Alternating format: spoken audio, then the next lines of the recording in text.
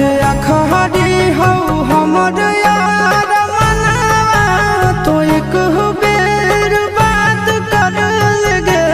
आगे सुना यारवा हो भरती पटनवा में आके मुलाकात कर लगे आगे सुना यारवा हो भरती पटनवा में आके मुलाकात कर लगे आगे चली जाइबौ छोड़ी के दुनिया